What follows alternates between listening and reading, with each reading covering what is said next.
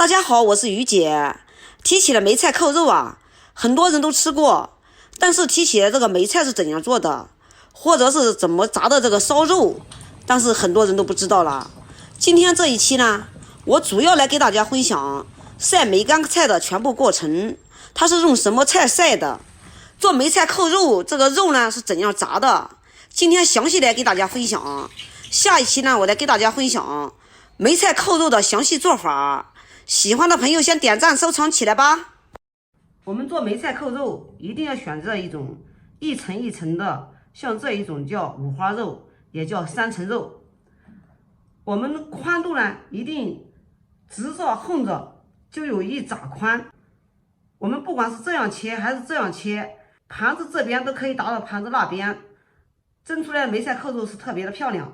千万不要选成一长条的五花肉，像这种的五花肉太窄了，烧好了以后它就会弯曲变薄，并且呢它站立不稳，你在切的时候啊它也不容易切直。你要是这样切的话，很容易零零碎碎的，颜值不好看。接下来我们把五花肉给它放在清水中，我们用清水把肉给它清洗干净，皮我们用刀给它刮一刮，腥味来源都在皮上面啊，一定要给它刮干净。像上面黏黏的这些死皮，给它刮一下，去一下腥。家里面有火枪的，用火枪烧至焦黄，然后再给它刮干净，清洗干净就可以了。肉洗干净之后，直接给它放在一个干净的锅里面，然后多加一点点清水，没过五花肉。不用加盐哈，我们直接盖住盖子，用电磁炉开大火，先把水煮开。水开之后，我们撇掉里面的虎沫，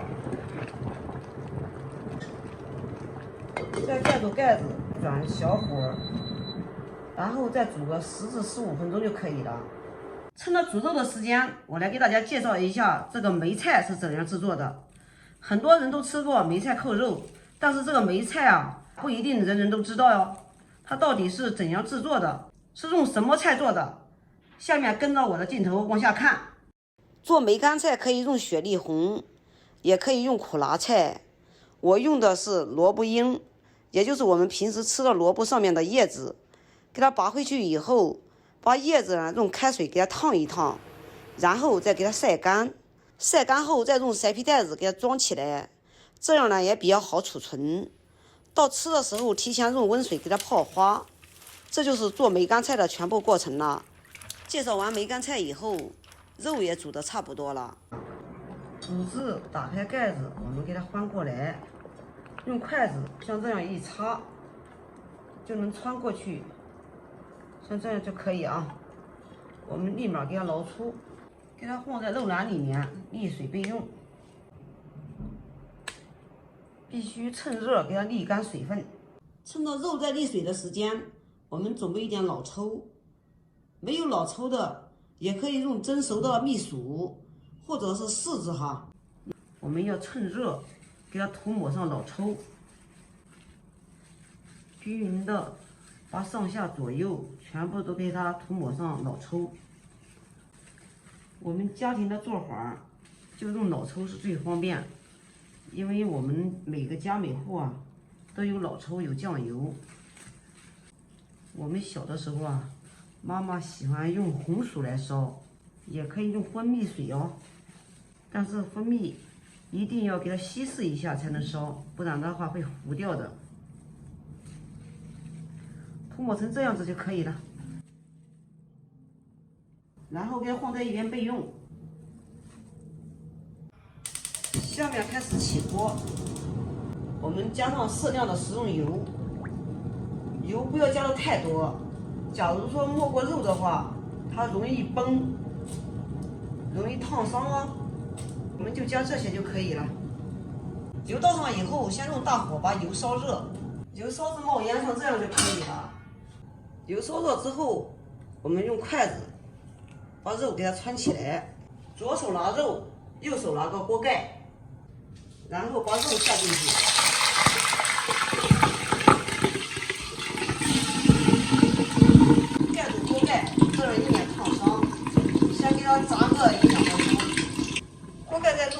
啊，一定要把里面的水分全部擦干，不然的话，油溅的水呢，它也会噼里啪啦的炸着。大约炸2分钟了，我们呢现在来给它翻个面，然后再把这一面也给它炸一炸，炸的是非常漂亮啊。翻过来以后，我们继续再给它炸个1、2分钟，火千万不要太大，太大就炸糊了。油烧热以后啊，就给它转为小火，火大了就炸糊了。这个时候差不多就炸2分钟了，炸的没有噼里啪啦的声音了，像这样就可以了。出锅，给它放在一边，沥油备用。接下来按同样的方法，把这块肉也给它下进去。炸至没有水声了，我们来给它翻个面。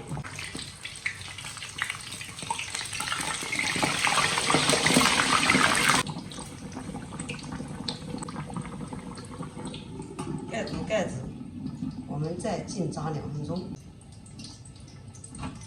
炸至2分钟后，给它翻个面看一下，一定要慢慢的，不然的话会很危险哦。就炸成这边这个样子，就算是最好的。我们给它出锅，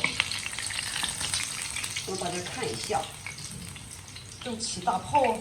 以上给大家分享的是晒梅干菜和炸烧肉的全部过程。下期我来给大家蒸荷叶馍和做梅菜扣肉的做法。喜欢的朋友先点赞关注哦。好啦，今天的视频就给大家分享到这里吧。我是于姐，如果你喜欢我的视频，请不要忘记关注我哟。感谢您的观看，我们下期再见啦。